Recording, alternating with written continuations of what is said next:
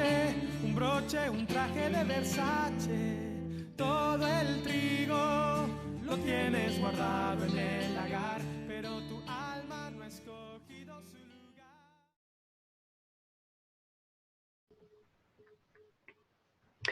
Queridos hermanos y hermanas, muy bienvenidos a una nueva clase de la escuela dominical. Hoy inauguramos un formato diferente, un formato nuevo que tendrá, digamos, un carácter más conversacional, ¿vale? Estamos, como sabéis, en el capítulo 9 del libro de los Hechos de los Apóstoles y concretamente en el pasaje que nos relata la conversión dramática e intensa del apóstol Pablo, antes llamado Saulo de Tarso. Buenas tardes, Lola, y buenas tardes, Eduardo. Os saludo.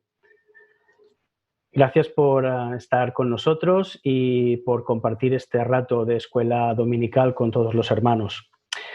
Pablo era un hombre de principios fuertes, inamovibles. Era tan piadoso como lleno de prejuicios.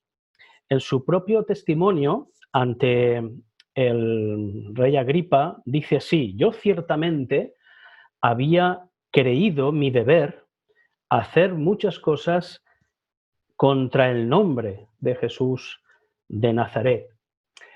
Lola, te pregunto en primer lugar, en una conversión genuina debemos reconocer la voz de Jesús, la voz del Señor.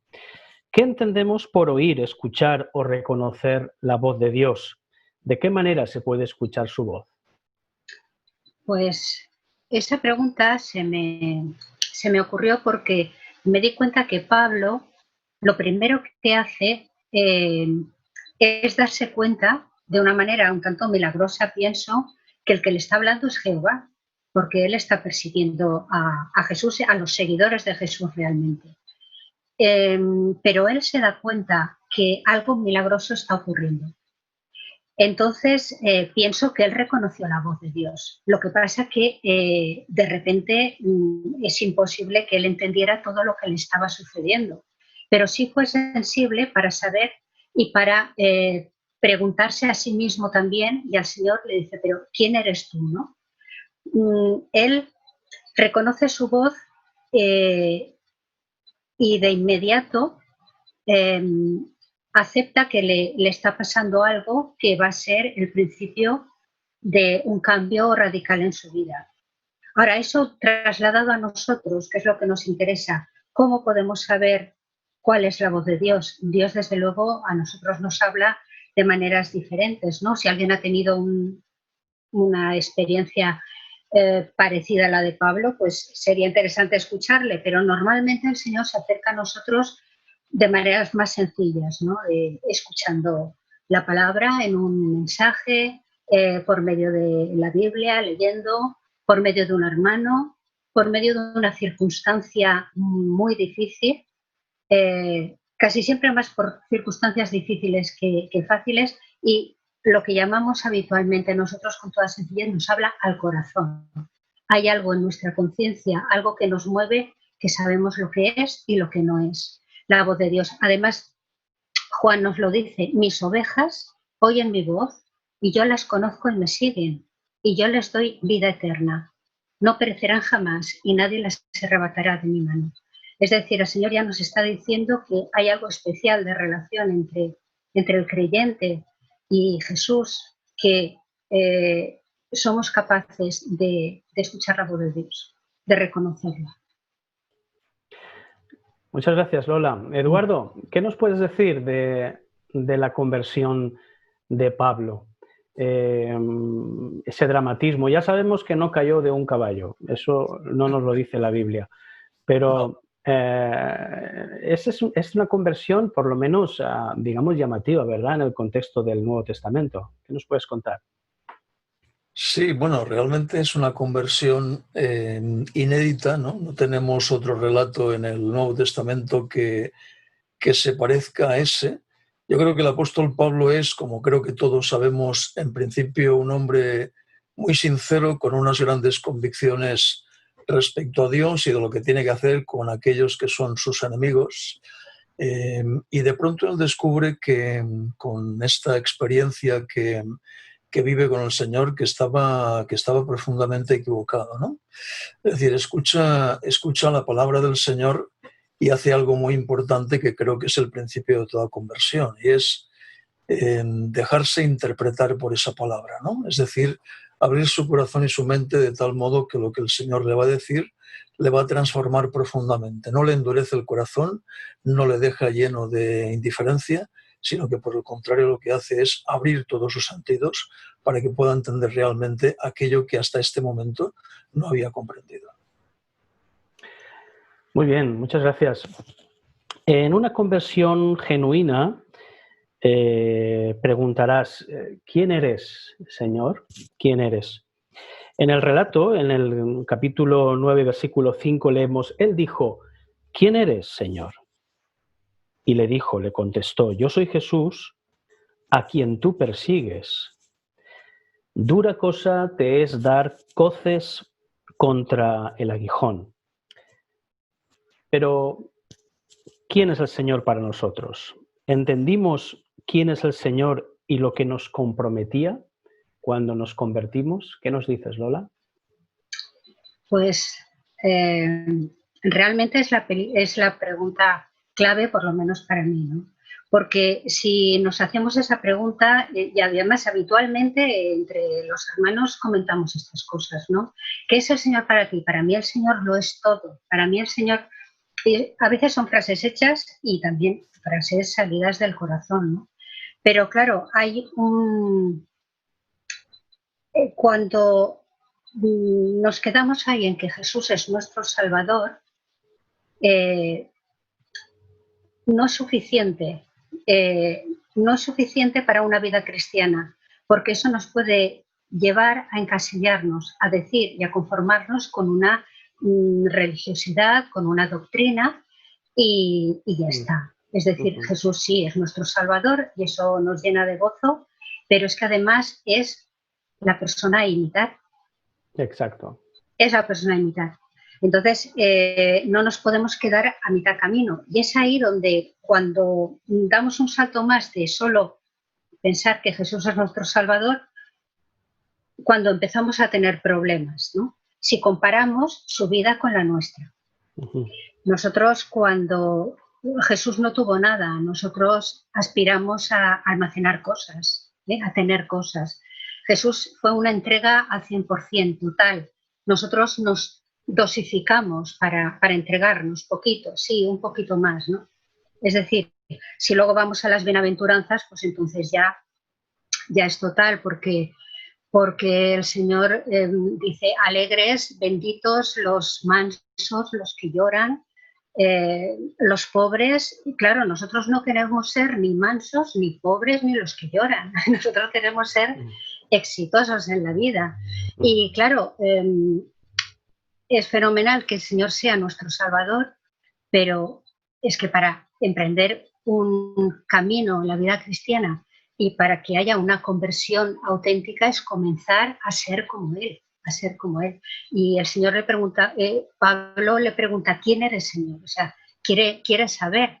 Claro, porque Pablo es que no había leído Dios es Jesús de Nazaret de Eduardo de Las. Y después de este spot publicitario que yo recomiendo, pues Pablo lo hubiera tenido más claro. No, ciertamente estamos empujados, o sea, el Espíritu nos empuja a la práctica, que el Señor es nuestro Salvador, que le amamos, que nos ama, todo eso por supuesto que sí, pero hay que ir dando pasos, hay que ser como Él, y eso ya es un nivel tan alto, ¿no?, que tenemos trabajo para toda nuestra vida. Y quizá para toda nuestra eternidad, eso ya no lo sé. Así es. Eduardo, creo que ha enseñado la edición anterior de tu libro. Hay que recordar a los televidentes. Un poco al día, ¿eh?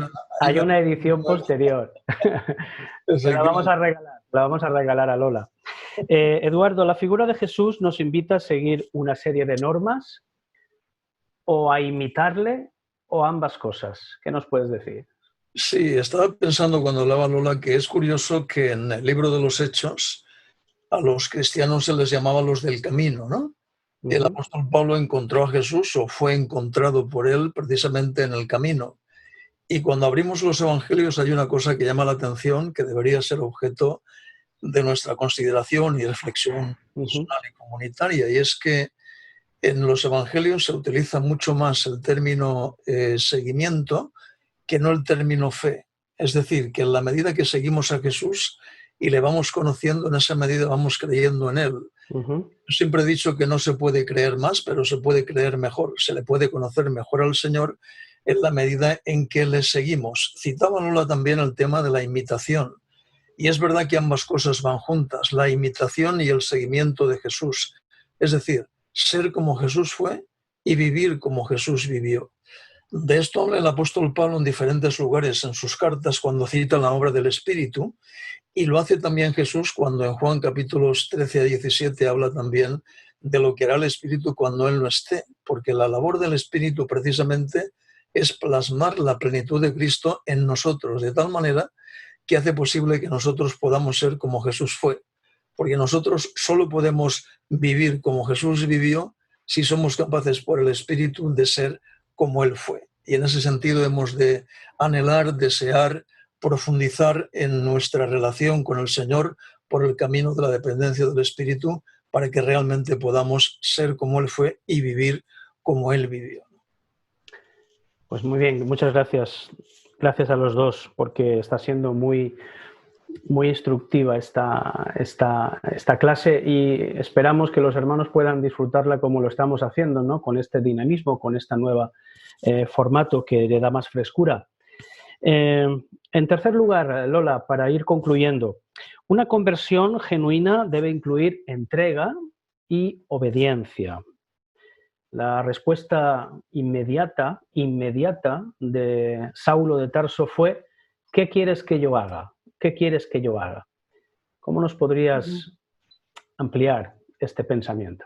Creo que es una experiencia real en todos los que en su día tuvimos un día especial en que nos convertimos y lo recordamos, en que nos queremos ponernos en marcha en la congregación. Nos hace ilusión colaborar, por lo menos ese debe ser el primer paso. En la congregación siempre nos inspira el ofrendar, el reunirnos con los hermanos, quedar en alguna comida, confraternizar. Es decir, el convertirse lleva implícito algún tipo de actividad, o sea, realmente formar parte de la comunidad y ayudar en lo que sea. Eso es el primer signo o síntoma de que realmente ha habido ahí una conversión sólida, ¿no? El querer, porque es que los llaneros solitarios no casan muy bien con las comunidades. El convertirse y yo desde casa, pues yo creeré igual, no es lo que creemos ni es lo evangélico, no es lo bíblico, ¿no? Lo que le pasó, pero hay un paso que yo me he dado cuenta en este capítulo que me ha llamado la atención, y es que desde que Pablo dice, Señor, ¿qué quieres que yo haga? Luego en el versículo 20 del capítulo 9 también hay un versículo que dice, enseguida predicaba a Cristo en las sinagogas diciendo que este era el Hijo de Dios. ¿Vale? Los demás sospechaban de él porque, claro, había sido un cambio repentino. No es que de repente ya era el apóstol de los gentiles, para eso aún quedaba un camino largo. Pero sí que es verdad, él se ofreció inmediatamente al Señor. ¿Qué es lo que tengo que hacer? Estoy completamente perdido. Estaba allí en el suelo, ciego, y debió ser una crisis emocional brutal. Hasta que él enseguida empieza a predicar en las sinagogas, porque él tiene que desdecirse de todo lo que ha dicho. Él tiene que primero a los suyos, a los judíos. Es decir, yo he estado haciendo este mal, pues es que ahora tengo que dar la cara y decir, al que yo perseguía resulta que es el Mesías. Y entre esas dos situaciones está por en medio Ananías. Ananías que le impone las manos y que recibe el Espíritu Santo. Entonces, sin recibir el Espíritu Santo, por fe, no podemos avanzar. O sea, realmente hay una situación milagrosa que es la de recibir el Espíritu Santo en nuestros corazones, que va a ser el Consolador, el que nos ayudará, el que nos guiará. Y realmente Pablo se puede decir que tuvo una conversión casi perfecta, modelo, tan elevada que nosotros no podemos. Pero sí que me gusta resaltar esas dos cosas. Desde el momento en que él se da cuenta que pasa algo milagroso en su vida y se ofrece, Señor, ¿qué quieres que yo haga? Porque podía haber tenido otra reacción, hasta que enseguida lo primero que tiene que hacer es ir a los suyos. Por en medio está el milagro del Espíritu Santo en nuestras vidas. Y después tendrá que huir el pobre, no solo siempre. De los judíos, también. Él pasó de ser perseguidor a ser perseguido, de llevar a gente a azotar a ser azotado. Todo el mundo desconfía de él porque los unos no se fían, los otros tampoco. No se fiaba nadie. Yo pensaba, a veces él diría, bueno, ¿dónde me he metido? Porque pero no, fue tan brutal su conversión que él entendió enseguida lo que pasaba. Eso sí que me parece bien. Sí. Entendió lo que pasaba.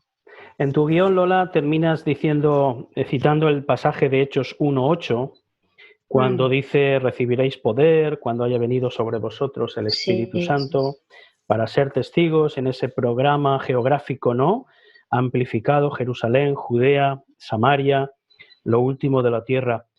El poder, Eduardo, háblanos un poquito de la noción de poder y cómo entiende la Escritura y concretamente el libro de los Hechos, la noción de poder, ¿no? ¿Para mandar de quién? ¿Para tener las fuerzas de servir? ¿De qué tipo de poder estamos hablando? Claro, estamos hablando del poder del Espíritu Santo, ¿no? Que no es una magnitud que se puede explicar con mucha claridad a veces, ¿no? El Espíritu Santo es, como cristianos lo creemos así, es la tercera persona de la Trinidad, es Dios, ¿no?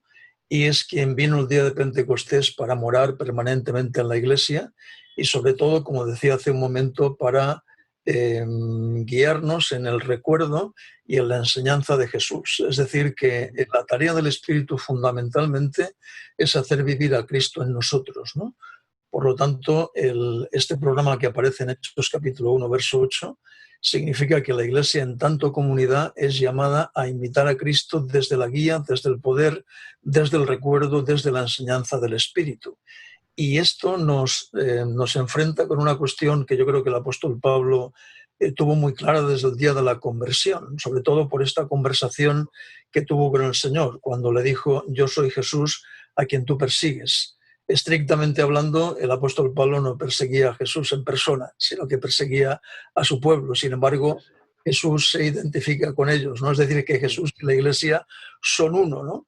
Por lo tanto, yo creo que esta cuestión que comentaba también Lola, ¿no? Esta cuestión de ser iglesia, de comprender qué es la comunidad cristiana, la llamada a hacer la misión, es muy importante, ¿no? Porque solos, y menos en un mundo como este, podemos muy poco, pero juntos podemos mucho, porque el Espíritu Santo es verdad que está en cada uno de nosotros en particular, pero es tan verdad o más verdad que está en la comunidad cristiana, es decir, que su tarea es dirigir, es orientar, es dar discernimiento a la comunidad cristiana para que en medio del mundo pueda realizar la misión de llevar el Evangelio hasta lo último de la tierra. Muy bien, muchas gracias. Está siendo muy, muy interesante. ¿Quieres terminar, Lola? Hay que recordar a nuestros hermanos que siguen este vídeo que el guión lo pueden también seguir y leer a través de las redes, lo difundiremos también. Terminamos, Lola. La conversión no es un día mágico, dices aquí. ¿Qué es la conversión?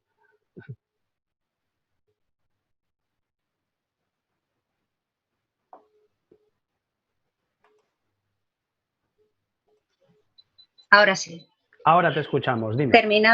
Terminaba diciendo que la conversión no es solo un día mágico de encuentro personal con Cristo, en el que de repente todo cambia y vamos a entrar en un mundo en donde vamos a tener un problema y Dios lo va a solucionar y vamos a ser felices para siempre. Esto no es entender nada, pero sí que es verdad que la conversión es el principio de un camino que vamos a compartir con el mismo Dios. Si fuéramos capaces de ser conscientes de esto, creo que nos nos sería mucho mejor como personas y como cristianos. Compartir la vida con Dios es todo un privilegio.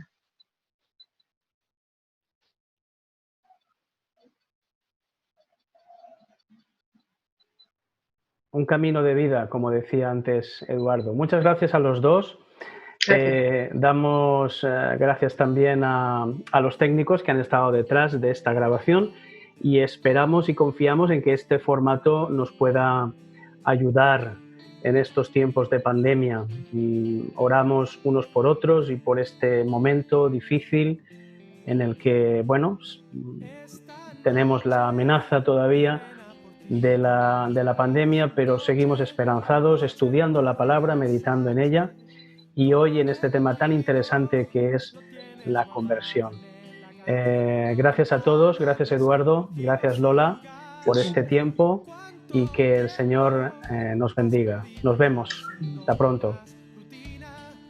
Hasta pronto. Oye el canto de los aires donde hay poder lo nunca visto. No distraigas tus sentidos, quita el iPod porque suena Cristo.